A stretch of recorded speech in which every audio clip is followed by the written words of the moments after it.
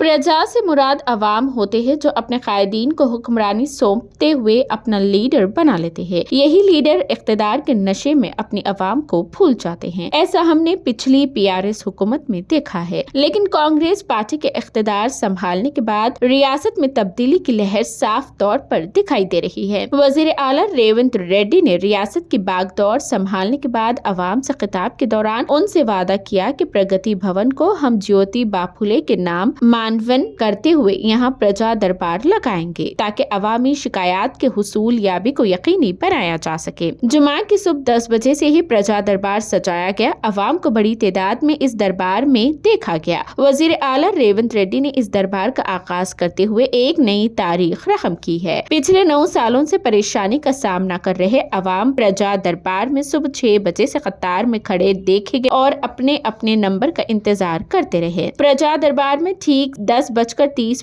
पर वजीर आला रेवंत रेड्डी पहुंचे। सैकड़ों अफराद के मसाइल की उन्होंने सुनवाई की। हर शिकायत कुनिंदे की दरख्वास्त को वसूल करते हुए उसे डिजिटलाइज किया गया। अब यहाँ समझने वाली बात यह है कि हमारे यहाँ मसाइल बहुत ज्यादा है, इसलिए उनका हल एक दिन में हो पाना नामुमकिन है। इसलिए अवामी शिकायत को वसूल करते हुए शिकायत करने वाले के फोन नंबर के साथ उसे महफूज किया जा रहा है ताकि मसले के हल में मदद मिल सके। नई हुकूमत का अवामी दरबार मसाइल में फंसे अफराद के लिए एक मौका है कि वो अपने हल तलब मुश्किलात को हुकूमत के सामने रखे। जब TVN 99 के नुमाइंदे ने अवाम से रब्त पैदा करते हुए इस दरबार पर सवाल किया तो अवाम ने वजीर आला के इस इक़दाम पर खुशी का इजहार किया और कहा कि साबिक वजीर आला KCR ने कभी इस तरह का दरबार नहीं सजाया, जिसकी वजह से वो अवाम से दूर हो गए और अब हालत ये हो गई कि अवाम ने उन्हें खुद से दूर कर दिया। कांग्रेस पार्टी की जानिब से मुनक़िद किए गए इस अवामी दरबार के